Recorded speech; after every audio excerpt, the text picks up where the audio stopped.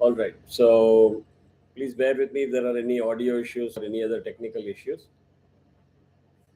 I'm not in New Jersey, I'm in India.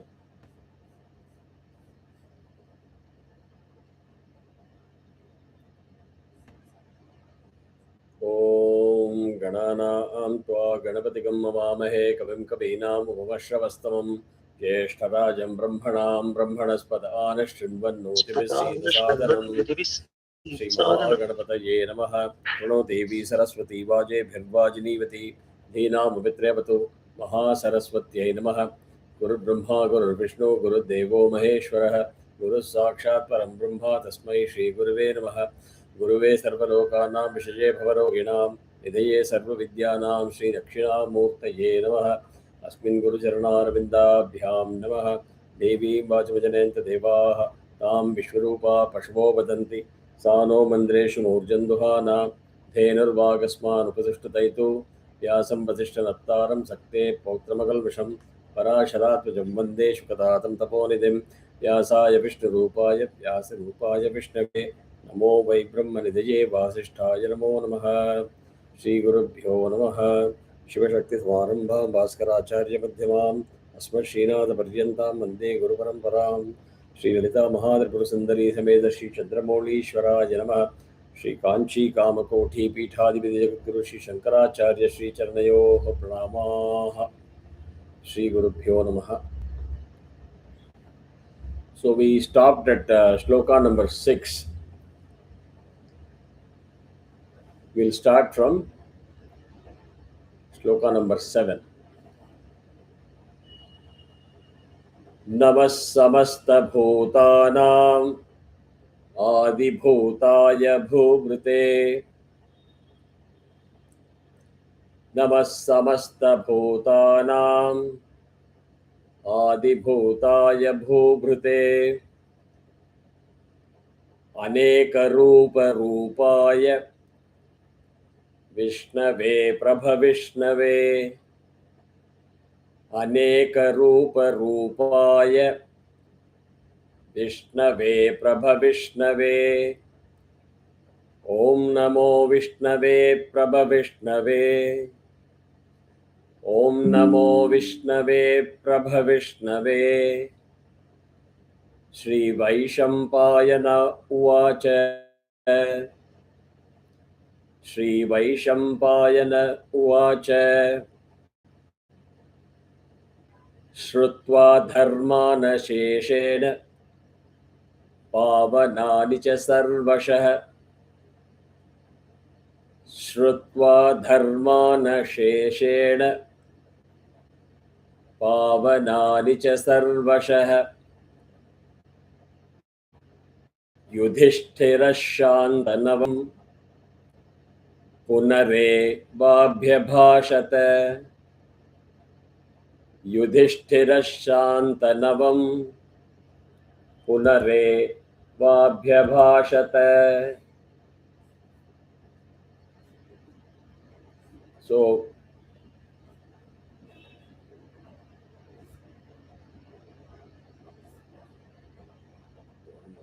having some trouble with the YouTube.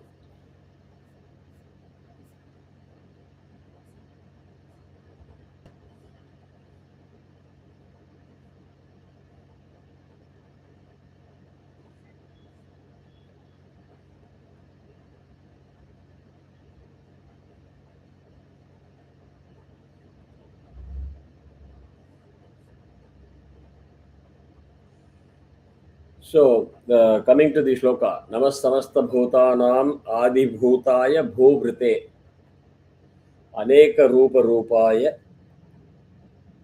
Vishnave Prabhavishnave.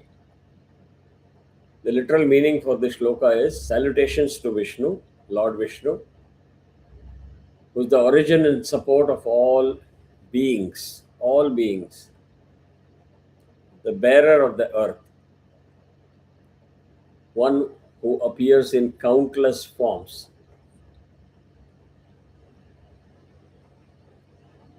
Salutations to Lord Vishnu, the origin and support of all beings, the bearer of the earth, and and the one who appears in all countless forms.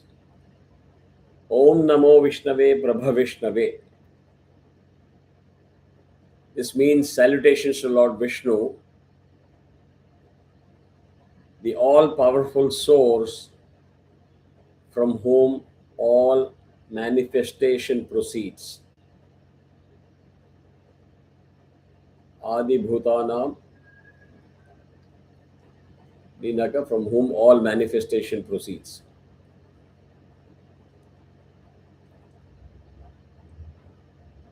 Now here begins the Bhishma Yudhishthira Samvada. The conversation or the dialogue between Yudhishthira and Bhishma starts here. If you recall, Yudhishthira asked 6 questions.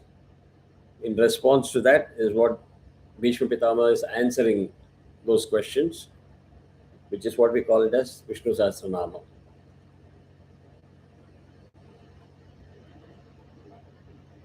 Sri Vaishampayana Uvacha. Uvacha means we are hearing it through his mouth, through him, through Sri Vaishampayana. Shrutva dharmana sheshena pavanani cha sarvashaha.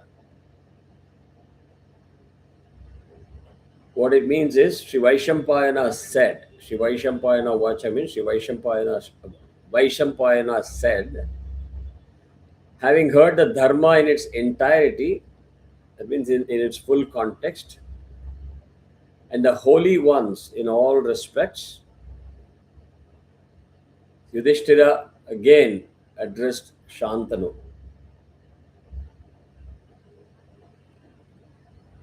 Shloka number 7. The meaning is Sri Vaishampayana Vacha means Sri Vaishampayana said, having heard the dharma in its entirety and the holy ones in all respects,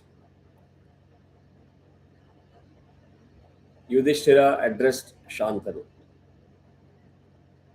So that is where it says Yudhishthira Uvacha. Uvacha means through that person, through his mouth.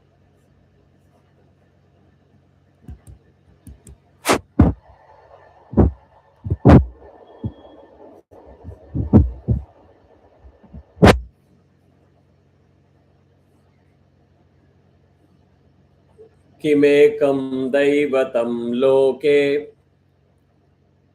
kim vapyekam parayanam.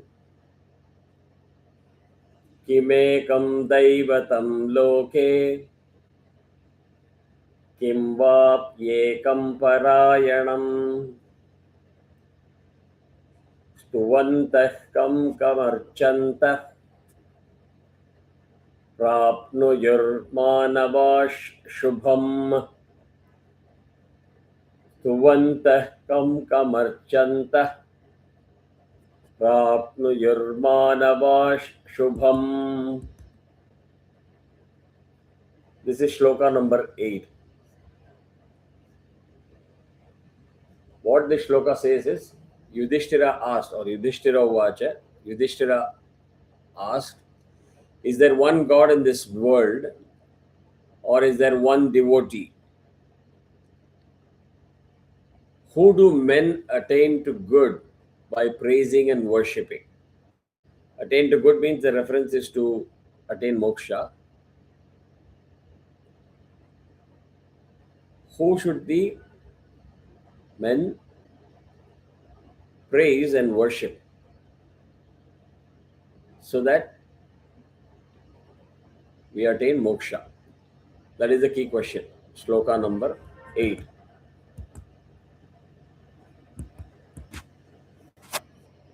Shloka number 9. Ko dharma sarva dharmanam bhavatah paramo matah.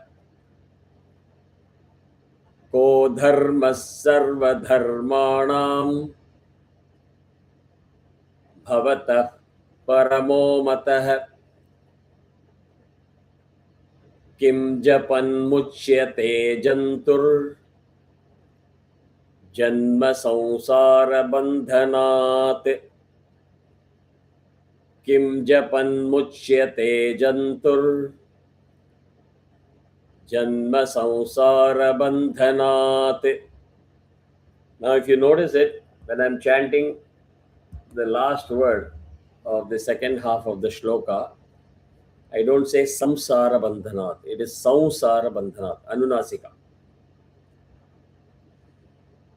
The meaning of this shloka, shloka number 9, is which dharma do you consider to be supreme of all dharma?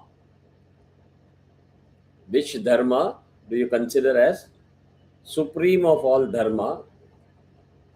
By chanting what is a creature freed from the bondage of birth and death.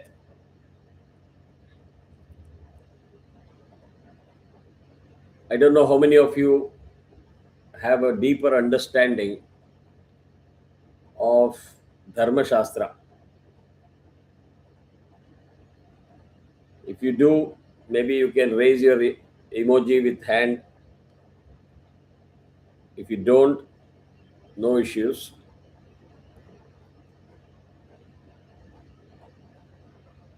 I'll give a very simple example without delving deep into the subject.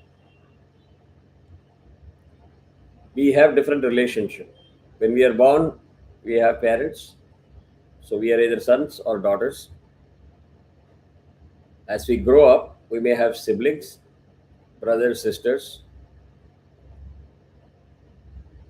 We further grow up. When we get into the Grahastha ashram, we will have spouse, and then children, grandchildren, and so on and so forth. Then you have relatives, friends, neighbors, and the society at large. 90% of the people understand that Sanatana Dharma means our focus is only on karma. And everybody starts talking about karmanyevadhikarastha mahaphaleshu kadachana. That example is being quoted, and the reference is always to karma. You are doing what you're doing based on your karma. You will get reborn because of your karma. Some more people will start talking about prarabdha karma and all that. I have always taught people karma alone is not the definition. Along with karma comes dharma. That needs to be seen together in the same context. And we learn a lot of stuff from the English saying, oh, you can't change your destiny. Well, if you start subscribing to that view, then you're saying Sanatana Dharma's core principle itself doesn't exist. Because if your destiny is fixed, why do we need to have the karma system? The truth is, God gives you X number of breaths in a birth. God says that you have to be born again, and you're given a data bank of X number of breaths. Breaths na swasam, breathing in and out, swasam. There again, we have a misconception. Oh, you live for 100 years. Guess what? When Sanatana Dharma was conceived, there was no time dimension called seconds, hours, minutes, weeks, months, days. It never existed. So your life is defined by the number of breaths. So when you do yoga, you actually try to control your breath, which means the rate at which you burn your breath. Consider it as your bank. The rate at which you burn your breath, your life gets extended or shortened. That is how you expand or extend your life. So back to karma and dharma. Within that bank of breath, God says, go ahead and do what you can. The doing aspect, the karma aspect, is governed by the principles of dharma. And at every stage, you're going to have a conflict between what is presented as your dharma with another duty because of your multiple roles. So you have duty towards your child, you have your duty towards your spouse and parents and siblings. What takes precedence over the other? This is not done by a toss of a coin by us or as a matter of convenience. It is clearly written in the hierarchy of dharmas. So there is no blanket rule. This is superior to the other dharma. It is always contextual.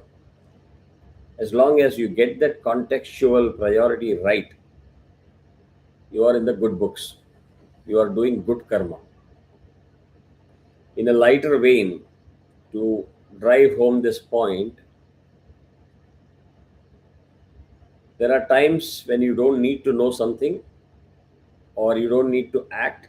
For example, if you don't have to advise your children in a particular context, not advising is the right dharma. There's nothing called by default, I have to take care of my child, so I'm going to advise it. Sometimes your advice can be detrimental to the child. In which context you're not doing a good dharma, but it is counted as bad dharma. So let this word ring in your ears. If you absorb it, if you understand it, it can change your life. So we may think, why is Yudhishthira complicating matters like this? It is complicated because if you get all this dharma wrong and you end up in doing something that you think you should not have done, you cannot live in peace. That is what is going through Yudhishthira's mind. I hope all of you know who is Vaishampayana. If you're not, maybe I can give you a homework. Google it, send it on WhatsApp what you found. So Yudhishthira obeyed Lord Krishna throughout the war because he was not clear as to what is the right dharma and what is the wrong dharma. Should taking the life of Bhishma Pitama or Drona, who's the Acharya, was right or wrong. So his mind is totally chaotic. So he is saying, Ko dharma sarva dharmanam bhavata paramo mataha. What dharma do you consider to be the supreme of all dharma? So he wants to understand the hierarchy. So to which Bhishma Pitama is responding. Bhishma Uvacha. This is also one aspect that I want to explain to all of you. We all love to speed things up and we don't have the opportunity to know whether the way I'm learning things or I'm chanting things is correct or wrong. Why I'm stressing this aspect is Bhishma Uvacha is different from Bhishma Uvacha.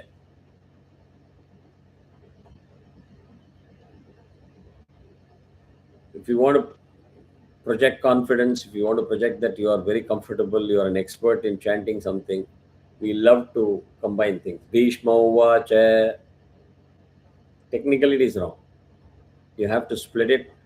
Bhishma Uvacha. Even if you want to give a pause, that small pause, you have to give it and say Uvacha. I hope I'm making it clear and I'm not digressing. Shloka number 10. Jagat Prabhum Deva Jagat Prabhum Deva Deva Manantam Purushottamam Jagat Prabhum Deva Deva Manantam Purushottamam. At the end there is a halant. Purushottamam Stuvannama Sahasrena Purushastatathitah Stuvannama Sahasrena Purushas Satatothitah.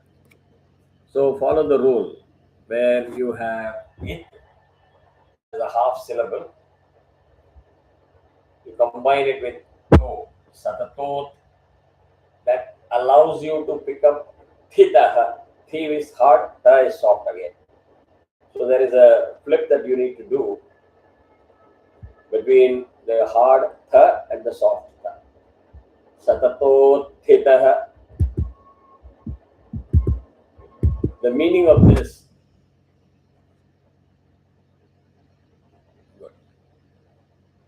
is Bhishma replied. Bhishma Uvacha. Bhishma is replying in response to Yudhishthira's question, praising the Lord of the universe. Praising the Lord of the universe, the God of gods, the infinite supreme personality of Godhead with 1,000 names, the man ever rises. So, in short, if I have to condense that meaning, just chanting the Sahasranamam. Sahasram means 1,000. Sahasranamam. The man rises above the cycle of birth and death. Moksha means you get liberated from the cycle of birth and death. Rebirth means you have not been able to square off your balance sheet in this Janma. Whatever is left, the debit balance becomes the opening balance in your next Janma. But when you chant the Sahasranamam, you rise above all this and you earn those credits by praising Lord Vishnu and showing bhakti. You have a chance to get liberation. This is Bhishma Pitamaha's response to Yudhishthira's question. Okay. तमेव चार्चयन्नित्यम् भक्त्या पुरुषमव्ययम् तमेव चार्चयन्नित्यम् भक्त्या पुरुषमव्ययम् ध्यायन् स्तुवन्नमस्यञ्च यजमानस्तमेव च ध्यायन् स्तुवन्नमस्यञ्च यजमानस्तमेव च. This is shloka number 11. The meaning of shloka number 11 is Bhishma Pitama adds further to his first explanation, first part, and worshipping him alone with devotion, meditating in the inexhaustible Purusha, praising and bowing down to him alone, and offering sacrifices to him alone. The worshipper or the person aspiring to get liberation is freed. It looks like it is one small shloka, but if you go to the in-depth meaning of the shloka, there are plenty of things that are being talked about. So let me open up the floor based on the meaning that you heard. If you are an ardent learner of Vishnu Sahasranama, what are all the key points or key takeaways from this shloka? Anyone who wants to answer, you can unmute yourself, raise your hand, and then jump in.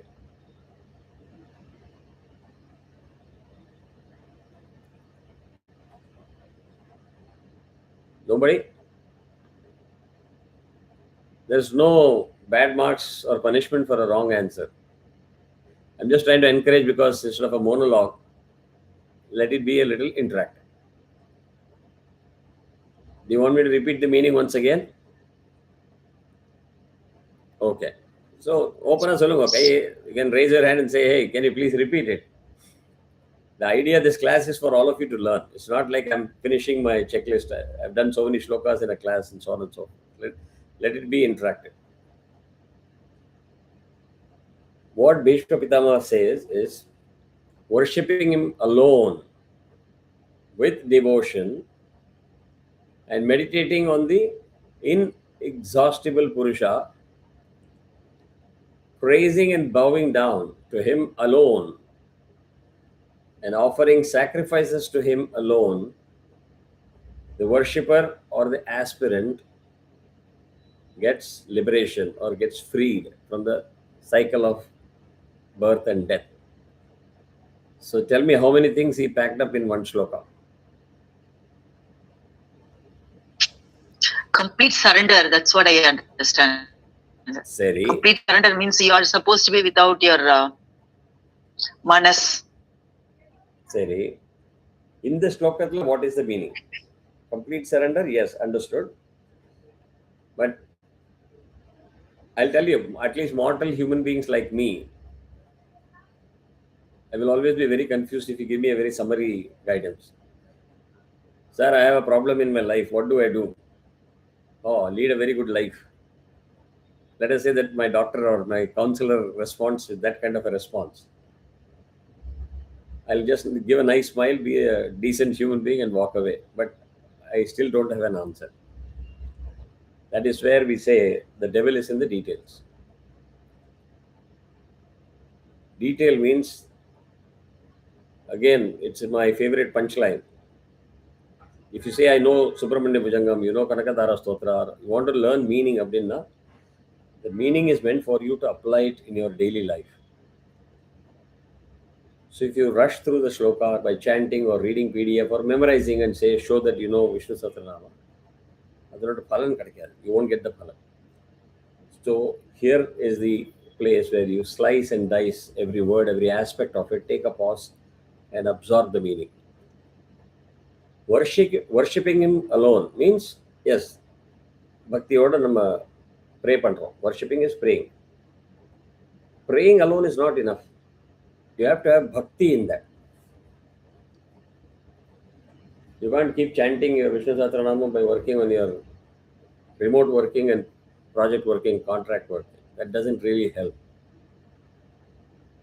That bhakti, immersing yourself. We have done the dhyana shlokam. Don't forget that. Correct? We have defined who we are worshipping. We have imagined that Lord whom we are worshipping. Manasara, that's where Sitaji, what you said, manas abdina, manasara namadala immerse panam. You are into it, not multitasking. So you worshipping him alone with devotion, meditating.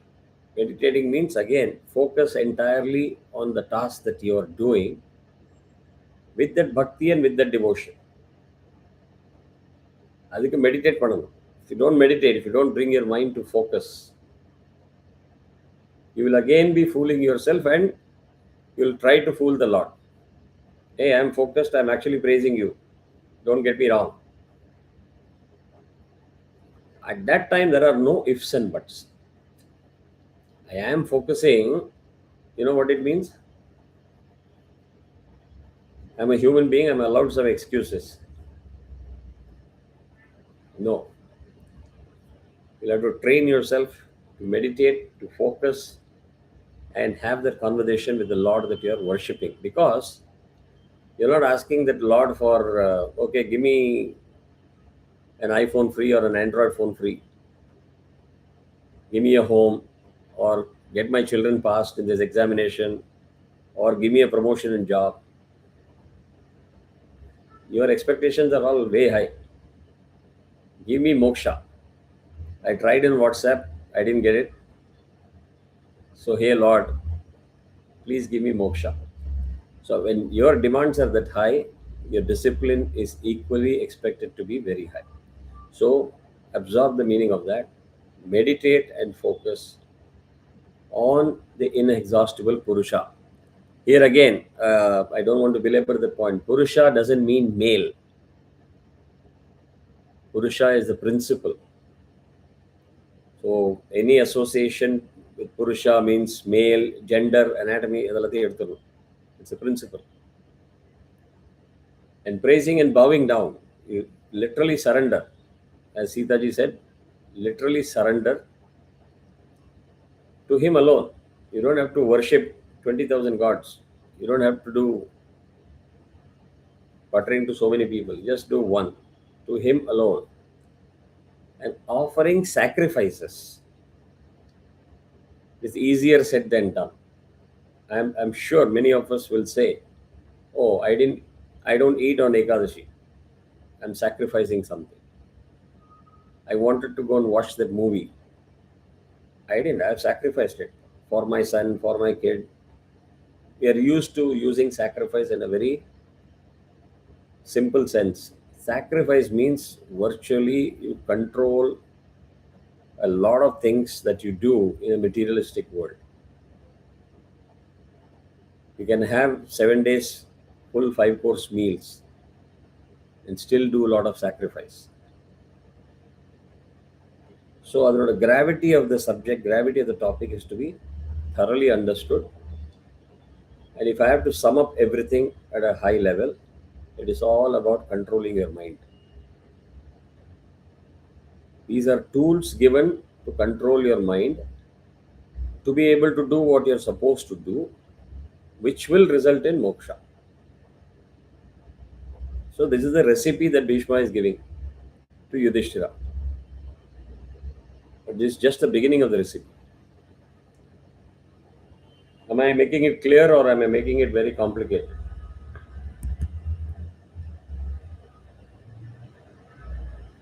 No?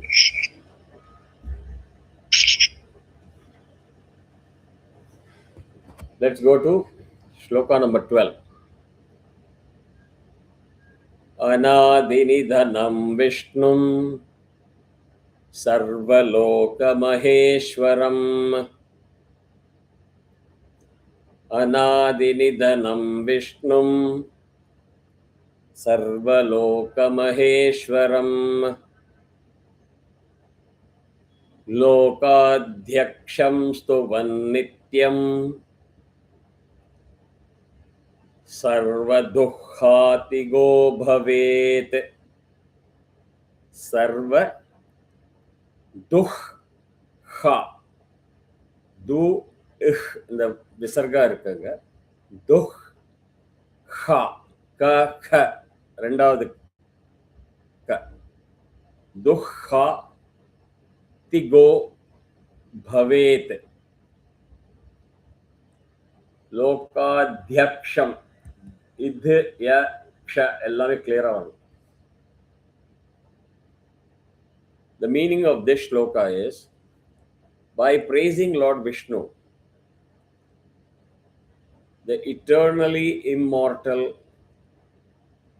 and the great Lord of all the worlds,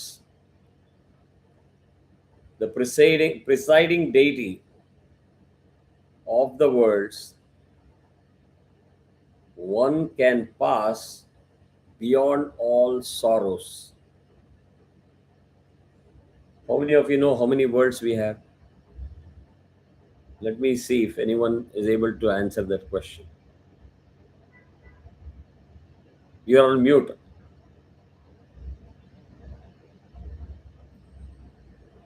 You have to unmute yourself. 7. How many of you agree with her?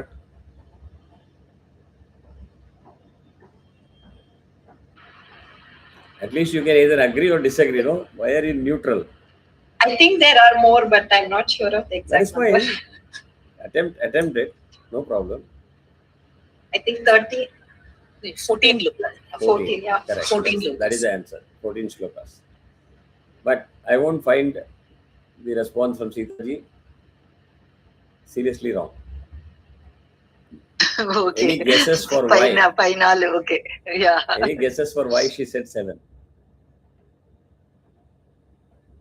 Very simple. You are currently on the 7th loka. Bhulogam, Swarlogam, it goes on. Okay. Yes. So you say Bhur, Bhuvaswaha. They are all 3 lokas. Amari, total 14 lokas are there. You need to know. Because when we talk of Atma, soul, whatever language you want to use, you are expected to travel. There is no rest in peace. And if you wish good for somebody even after their death, don't say rest in peace. In our dharma, it is not rest in peace. I don't know, I'm repeating it, but it might be helpful because I don't think I've said it now. Abrahamic religion, everything is buried because their philosophy is after you die, you're put in a casket or in kind of a box, you're buried. On the day of apocalypse, Jesus or whoever is your God will descend from the sky and liberate you all. That is their principle. So, in short, what they're saying is until it comes down, don't create trouble for others. You're dead, just lie in the casket. That is what it means. Rest in peace. We don't subscribe to the philosophy. Our soul has to move from this loka to the other loka. Moksha means what? Everybody talks of moksha. The soul has to move to the better world. That's why we say he or she is in a better world. Because the expectation is that you progress, you go to the higher level, not the lower level. Lower level means demotion. So you don't want moksha to go down. These are all simple things, common sense things, but we don't pay attention to it. So if you pay attention, it again drives your mind, it drives your thinking, it drives your action on your day-to-day life. I don't want to talk about my other background. There are some people who know it. Mind is something, a very favorite topic for me. If you gain understanding and control of that, you have won half the battle. So Adhanalata, if you see the slice and dice the shloka, the response is there, the guidance is there. Whether you have taken it or not taken it will decide what result you get. If you're in a rush to read the shloka and say, yeah, I know, you have missed the opportunity. Words you may be aware of it. You may be familiar with the words. But pause, go into the depth of that word, the depth of the meaning, because the meaning also will differ based on the context. So contextually, you have to appreciate the meaning of what is being told to you. Does it help? Okay, good. Yes. I know many of you can talk to yourself at 60, 63 or whatever age group we are in. What is this guy telling me? I don't know how many more years I'm going to live. Why all of these meanings matter? Why don't you just teach me the meaning of the shloka so that I can be done with Vishnu Sahasranama? No, you ask for meaning, so you get it. But also, it doesn't matter when you start. It takes God's blessings that you get the thought process that you have to start. That the thought itself is a good beginning. Because unless you start, you're not going to accomplish your goal. And go back into the birth and death cycle. You may not get moksha in this janma, but if you set yourself on that path, and let's say you're going to live another 12 years in the janma, you needed 15 to get moksha. What it means is you'll get another janma with only 3 years. You don't have to go through the suffering of 60 years. In 3 years, you'll get liberation in the next janma. It's not a bad deal. There was one person who also, I don't want to name, I don't know whether she's there in this class or not, but she asked, do you think, Guruji, that we will get moksha? I said, if you start with a doubt, you will never get it. There you start talking of karmanyavadikarasya. That philosophy should come in there. You just do your job. Follow the guidelines to the full. Understand every step of the way. Don't skip even a single step. No shortcuts. Result automatically will be there. That is the way to approach life. So the next sloka is Brahmanyam sarvadharmanyam lokanam kirtivardhanam. Brahmanyam sarvadharmanyam lokanam kirtivardhanam. Lokanatham mahadbhutam sarvabhuta bhavodbhavam Lokanatham mahadbhutam sarvabhuta bhavodbhavam. Now here if you rush again, you are going to make a lot of mistakes. For example, sarvabhuta bhavodbhavam. If you think that you know Vishnu Sahasranamam, I would ask you to record this shloka yourself, replay it in a high volume, and be very critical of your own chanting. I'll give you some hints. When you come to Bhavod, you will never be chanting it as Id. Damayanti Da would a half. Bhavod Bhavam. Most of you will be chanting Bhavot Bhavam. Ta. அதில் என்ன சிவகுமாரில் H இருந்தா என்ன இல்லாட்டா என்ன, Jayashree with JAY இருந்தா என்ன ஜேஏஐ இருந்தா என்ன, that is mortal human beings. இதில் I have already given an example, like in Devi Mahatyam also, there was one ir. If you miss that ir, the husband is actually wishing bad for the wife constantly. Every time he chants Devi Mahatyam, he is wishing bad for Bharya. So those aksharas matter a lot. When it matters a lot, take a pause, split the words, follow the rule, half syllable, go with the previous full syllable. Bhavod, voda chet eduthuttella, it will allow you to say bhavam. Brahmanyam again, I don't know whether I have already explained it in this class, so I don't want to belabor that if I have done it. I am used to saying Brahmanyam, I don't say Brahmanyam, MHA. So it's up to you. If you are very tutored and programmed to say Brahmanyam, continue to do that. So Bhishma Pitamaha says, he is the Brahman. Brahman na, the ultimate. And you are in search of the ultimate, the supreme. Knower of all religions. Lord Vishnu is the knower of all religions. Idil, I will give you a homework again. You can ask, maybe this happened before Satya Yuga, or maybe this happened in Treta Yuga, Dwapara Yuga. How many religions were there at that time? Logical question then. I mean, like we didn't even think about it. Because we still fight. Other religions are 500 years old, 1500 years old.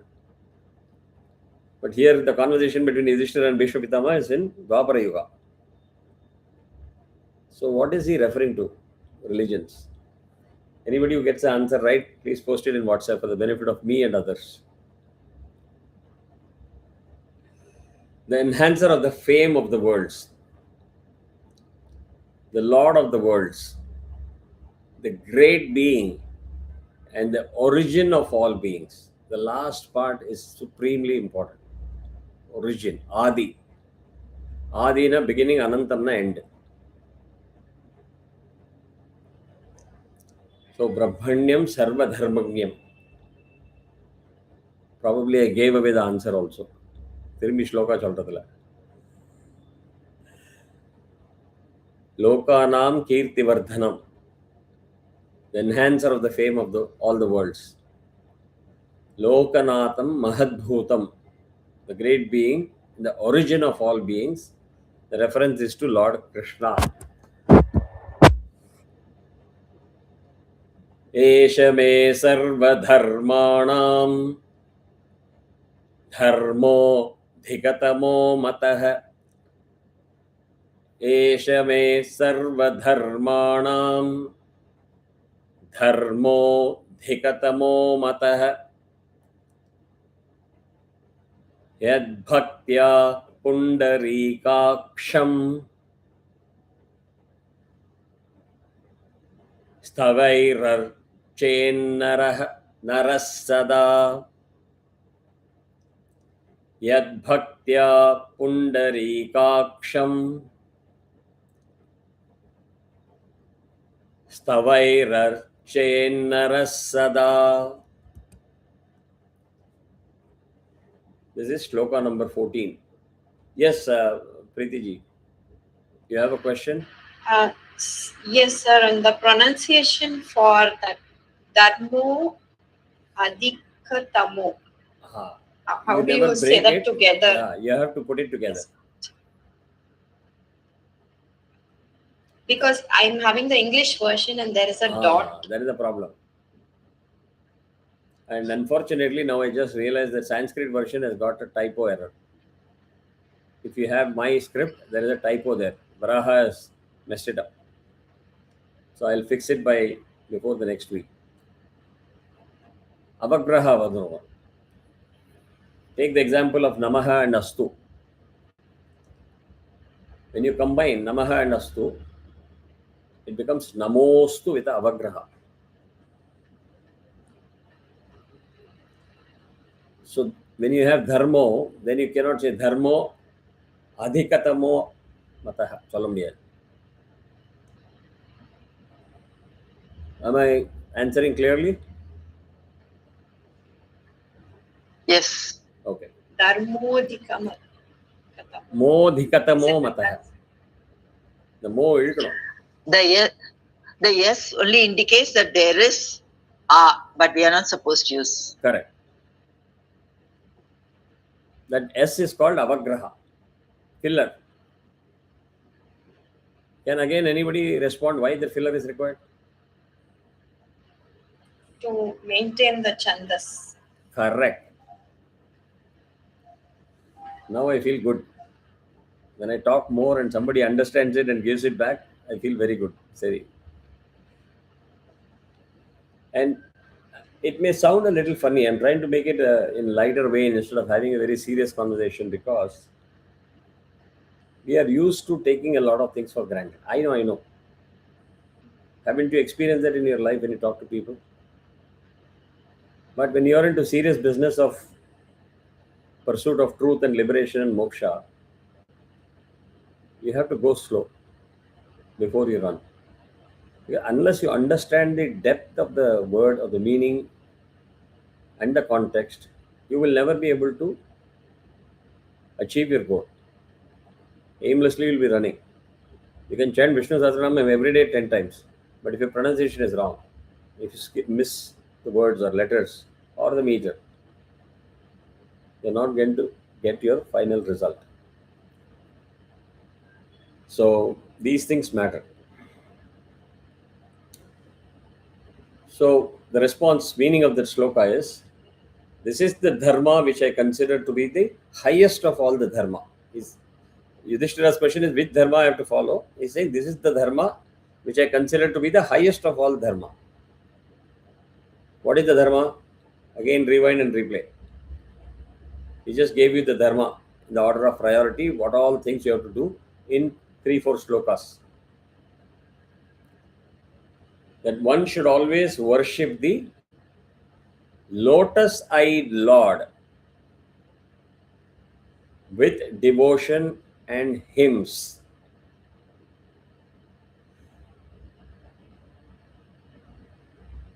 You may know Bhishma Pitama in different form. Oh yeah, Vikashi, please. I see you have raised your hand. Good evening, sir. So, I just want to know what is dharma? Dharma is a way of living, or is it associated with the religion only? This is not fair. I gave the homework to you. You want the answer in the Sir, same actually, class? I missed the last class. There was some confusion actually. Okay. I thought you are not taking a class. No, I last missed it. class for India I did not take. You did not miss anything. But I'm talking about So what we I was started- talking 5 minutes ago. Okay. I gave finding the answer to your question as the homework for the class. Okay. Just you said dharma is that is the right Yes. dharma to live. So, Highest of all dharma. So, Yeah. what is the highest of all dharma? Is it a way of life, or is it praising your deity and following both together? yeah, so no matter how many times you ask, I'm not going to give out the answer for the homework in this class. Maybe next class, yes. Okay, thank you. I'm saying please do some research as to what do you mean by dharma or religion. Right? 5 minutes ago, I was talking about it. When in Dwapara Yuga there was no Islam and Christianity and Buddhism and everything, why is somebody talking about religion? And the reason why I'm getting into this kind of a detail here in the beginning is I want to break your thought that you are programmed to. Religion, dharma, soul, English equivalence has got a serious limitation. Dharma na religion illa. You have to start from there. So please do Okay, that sir. homework. If you are not able to, if you don't see any response in WhatsApp, I'll give out the answer in the next class. Fair enough? Yes, sir. Right. So he says this is the dharma of, which is considered the highest of all the dharma, that one should always worship the lotus-eyed Lord with devotion and hymns. Why am I going slow? I think we are coming to the end of the class. I'll stop with this.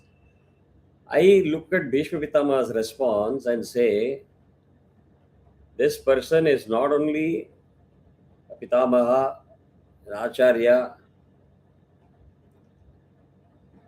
a great warrior,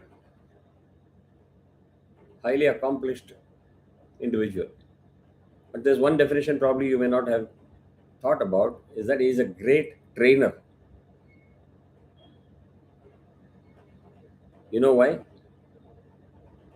A good trainer is the one that would have spoken and given you 100 meanings without you learning that you have learned 100 meanings. It's called, in our, I'm from the training community, it's called slicing and dicing and just squeezing it in. Because the process of learning for the learner also should be smooth. Putting a knife in a butter murray. Imagine in one sentence or 1 second, I try to squeeze about 10 meanings. No matter how enlightened you are, it is going to strain you. So while he's answering some of the repetitive words and meanings, he's squeezing nicely, lotus-eyed Lord. So if you run at a fast pace, you'll end up in missing those finer details. If you pause, and if you're focused, you will capture that the Lord that you're worshipping is a lotus-eyed Lord. And what you need to do is just to visualize that, not just read it. Visualize that. With devotion and hymns, constant praising. Devotion means bhakti. And indirectly, you're getting answers to your questions by reading those slokas and understanding the meaning over and over again. The purpose of repetition also, which I think I've mentioned many classes. If I say Shanti and I end the class, 50% of you may not have heard that I said it. So it is customary in our Shastra to say Shanti, Shanti, Shanti, Munadra, 3 times. Which is why in court also, if you are called out, they'll be called as Kumar, Kumar, Kumar. Everywhere you see, pay attention. The repetition is for reinforcing that you didn't hear it wrong. If you have not heard it at all, better hear it now. That is why it's chanted 3 times. Adhe mari, the concept of repeating certain things, words and meaning, is to drill it into your system because it is important. So I'll pause here without trying to start another shloka and abruptly ending it. Again, keep giving feedbacks. The reason I'm asking for feedback is not like SEO marketing. Oh, nariya thumbs up, likes kudungo apdi illa. Sometimes I may go over in trying to give meaning. Sometimes I may be speaking less. The feedback will keep giving me recalibrating, whether I'm right sizing the explanation or not. So with all the technical difficulties, I wanted to make sure that I don't miss the class. I hope you enjoyed it. And for the USA batch also, is going to be on time, which will be very early morning for us in India tomorrow. In case you missed early part of this class, you can join that and make sure that you watch the video or watch the class. But don't give out the before you answers finish, until the other class is done. religion the way of life? That is what Perivas. I think. I think. Don't answer now. That's why I said homework பண்ணுங்க. Homework பண்ணணும்னா then people will do Google, some will do chat GPT. There will be many tools that will be used. And it will be a very funny exercise.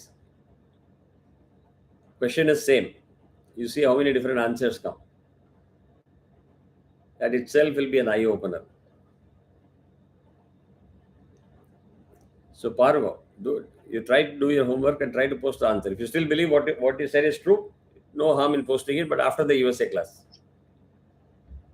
Guruji, no, Periva has explained in detail in the Devatin Kural, but it is a master class. I need to understand better. I hear you.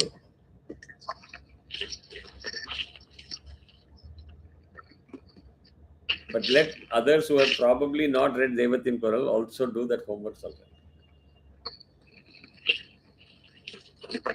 So at least because you said so, they will say, oh, what is Devatin Kural? What is voice of God? Let me find out and do some Google and chat GPT. And that is the purpose of the class. Any questions before we wrap up?